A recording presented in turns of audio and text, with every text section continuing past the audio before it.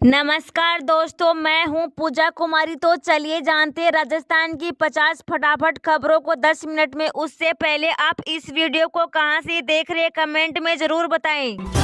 आज से बदल रहे हैं एलपीजी। सोशल मीडिया से जुड़े ये नाम, आपकी जेब पर पड़ेगा सीधा असर। जब कोई भी नया महीना शुरू होता है तो कई नियमों में भी बदलाव होता है। इन नियमों का आम जनता पर सीधा असर पड़ता है। कल से मार्च का महीना शुरू हो रहा है, ऐसे में कल से कई नियम बदल जाएंगे। इन नियमों का आपकी जेब पर सीधा असर पड़ेगा। चलिए जानते हैं कि मार्च के महीने में कौन से नियमों में बदलाव हो रहा है। हर महीने की पहली तारीख को एलपीजी सिलेंडर की कीमतों में बदलाव होता है। आज भी इनकी कीमतों में बदलाव होगा। बता दें कि फरवरी के महीने में एलपीजी सिलेंडर की कीमतों में कोई बदलाव नहीं हुआ है। ऐसे में अब सबकी नजर एलपीजी सिलेंडर की नई कीमतों पर है। अगर आप भी फास्टैग के जरिए टोल टैक्स देते हैं तो बता दें कि आज आपके पास आखिरी मौका है। National highway authority of India ने फास्टैग केवाईसी को अनिवार्य कर दिया है। मार्च में होली, शिवरात्रि, गुड फ्राइडे जैसे कई त्योहार हैं। ऐसे में इन मौकों पर बैंक बंद रहेंगे। भारत सरकार ने आईटी नियमों में बदलाव किया है। आईटी के नए नियम कल से लागू हो जाएंगे।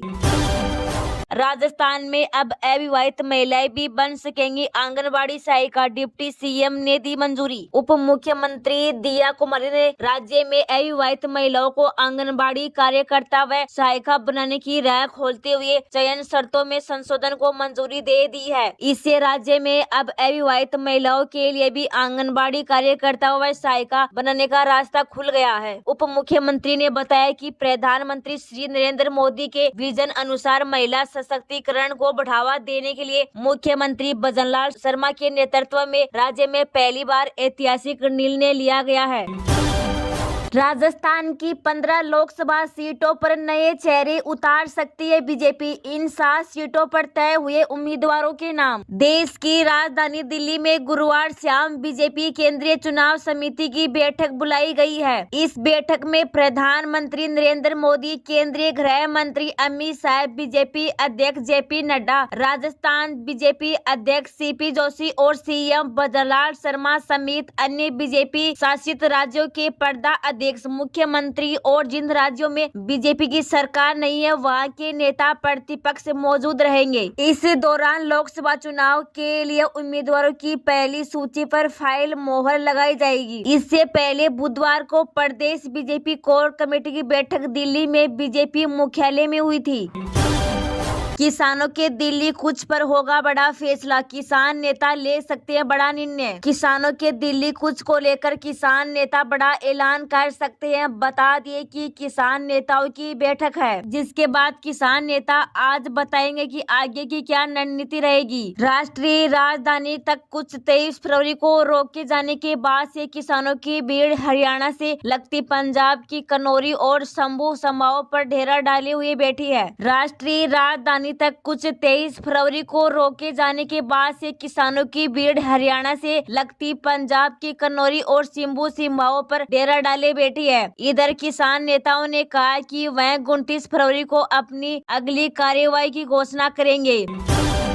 जल्द करा लिए यह काम, नहीं तो पीएम किसान सम्मान निधि से हो जाएंगे वंचित। बिहार के विभिन्न जिलों के लाखों किसान अपनी सुस्ती से पीएम किसान सम्मान निधि योजना के लाभ से वंचित होने वाले हैं। विभाग के बार बार के आग्रह के बावजूद किसान वह काम नहीं कर रहे जो योजना के लाभ के लिए जरूरी है। ऐसे किसानों की संख्या सीतामढ़ी समेत पूरे सूबे में लाखों में है। हाल ही है कि सीतामढ़ी जिले में पीएम किसान सम्मान निधि योजना का पूर्व में लाभ ले चुके हैं। किसान अपनी सुस्ती के चलते ई केवाईसी नहीं करा सके हैं। ऐसे में किसानों की संख्या 22,801 है। बिना ई केवाईसी का मिलना संभव नहीं है। इस लिहाज से यह मानकर चला जा रहा है कि उक्त किसान लाभ से वंचित रह जाएंगे। जिले की बड़ी संख्या के किसान ई केवाईसी नहीं करा सके थे। जिले में पीएम किसान सम्मान निधि योजना के तहत 27,65,058 किसान पंजीकृत संबोधित है। जनवरी तक 24,62,86 किसानों का जनवरी तक 24,62,86 किसानों का ई-केवाईसी पूर्ण था, जबकि 30,272 किसानों का ई-केवाईसी सत्यापन बाकी था। वहीं 16,653 किसानों का आधार बैंक खाता से लिंक नहीं था। अधिक से अधिक किसान ई-केवाईसी समेत अन्य लंबित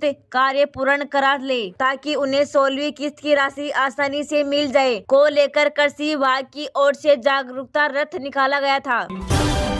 सचिन पायलट ने हिमाचल सरकार को लेकर बोल दी बड़ी बात, जल्दी हो जाएगा। हिमाचल प्रदेश में सुखविंदर सिंह सुक्खू की सरकार पर खतरा मंडरा रहा है। पार्टी के विधायकों के बागी होने का मामला सामने आ रहा है। ऐसे में राजस्थान की पूर्व डिप्टी सीएम और वर्तमान विधायक सचिन पायलट ने भी एक बड़ा बयान दिया है। उन्होंने उम्मीद जताई है कि पार्टी पहाड़ी राज्य में राजनीतिक संकट को जल्दी सुलझा लेगी। वहीं राजस्थान में कांग्रेस के कद्दावर नेता सचिन पायलट ने केंद्र की भाजपा ने सरकार पर भी निशाना साधा और कहा कि वह बढ़ती महंगाई और बेरोजगारी से निपटने में भाजपा विफल रही है। पीएम सूर्य घर योजना को मिली कैबिनेट से मंजूरी। 1 करोड़ घरों को 300 यूनिट फ्री बिजली देने का रास्ता साफ। प्रधानमंत्री नरेंद्र मोदी के महत्वाकांक्षी में शुरू पीएम सूर्य घर योजना को गुरुवार को कैबिनेट बैठक से मंजूरी मिल गई है। 22 जनवरी 2024 को पीएम मोदी ने इस योजना के बारे में घोषणा की थी। इस स्कीम को सरकार सोलर पैनल लगवाने में सब्सिडी का लाभ देती है। जिसके अलावा इस स्कीम के तहत 1 करोड़ घरों को 300 यूनिट मुफ्त बिजली मिल सकेगी। इस स्कीम का नाम पहले पीएम सूर्य उदय योजना था। इस स्कीम में सरकार सोलर पैनल लगवाने के लिए सब्सिडी देती है। केंद्रीय मंत्री अनुराग ठाकुर ने प्रेस कॉन्फ्रेंस करके कहा कि प्रधानमंत्री नरेंद्र मोदी के नेतृत्व में कैबिनेट की बैठक हुई। इस बैठक में पीएम सूर्य घर मुफ्त बिजली योजना को मंजूरी दे दी गई है। इस योजना के तहत 1 करोड़ घरों को 300 यूनिट मुफ्त बिजली मिल सकेगी। प्रधानमंत्री सूर्य घर योजना में सरकार द्वारा 1 करोड़ से ज्यादा घरों को रूफटॉप सोलर पैनल लगाए जाएंगे। सरकार ने ऊर्जा क्षेत्र में आत्मनिर्भरता लाने के लिए यह स्कीम शुरू की है। इस योजना में गरीब और मध्यम वर्ग के लोग शामिल हैं। सरकार इस स्कीम को सोलर पैनल लगाने में सब्सिडी का लाभ देती है। ऐसे में लोगों पर सोलर पैनल लगाने की लागत का बोझ नहीं आएगा। बता दें कि सरकार द्वारा दी जाने वाली सब्सिडी लाभार्थियों के अकाउंट में डायरेक्ट आएगी। लोकसभा चुनाव की तैयारी का जायजा लेने के लिए राजस्थान कांग्रेस प्रभारी सुखविंदर सिंह रंधावा प्रदेश का दौरा कर रहे हैं। इस बीच बीकानेर में बैठक के दौरान कार्यकर्ताओं को संबोधित करते हुए प्रभारी ने राजस्थान में विधानसभा चुनाव में हुई हार को लेकर अपनी पार्टी कांग्रेस के नेताओं को आड़े हाथ लिया है। उन्होंने एक बार फिर कहा कि पार्टी की हार के लिए नेता जिम्मेदार है। यहाँ तक कि कह दिया है कि राजस्थान में कांग्रेस कमजोर नहीं है, जबकि कुछ लीडर्स ने कांग्रेस को कमजोर कर दिया है।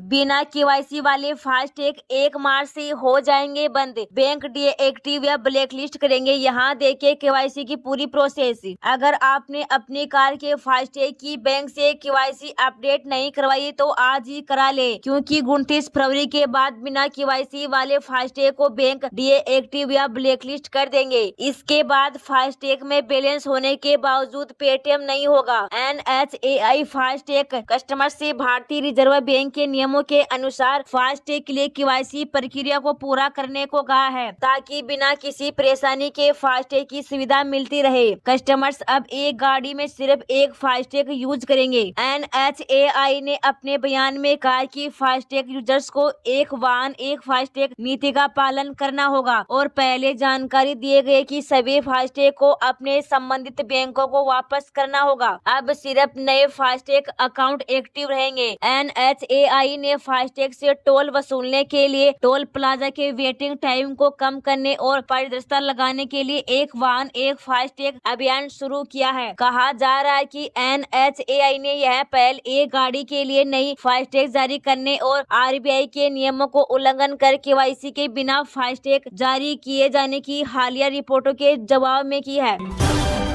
डिप्टी सीएम दिया कुमारी की मौजूदगी में क्या हुआ कि ऐसा की विधायक बघेल हो गई नाराज, छोड़कर चली गई बैठक। लोकसभा चुनाव से पहले राजनीतिक पार्टियां तैयारी में लगी है। ऐसे में हर दिन बैठकों का दौर जारी है। ऐसे में राजस्थान में भी भाजपा की बैठकें हो रही है। ऐसे में खबर है कि लोकसभा चुनाव से पहले राजस्थान बीजेपी में कुछ ठीक ठाक नहीं चल रहा है। 2 दिन पूर्व जहां भाजपा के विधायक बाबू सिंह के नेतृत्व मंत्री गजेंद्र सिंह को घेरा था, वहीं अब अजमेर में भाजपा की लोकसभा चुनाव को लेकर हो रही बैठक से अजमेर दक्षिण विधायक व पूर्व महिला एवं बाल विकास मंत्री अनीता बघेल नाराज होकर निकल गई।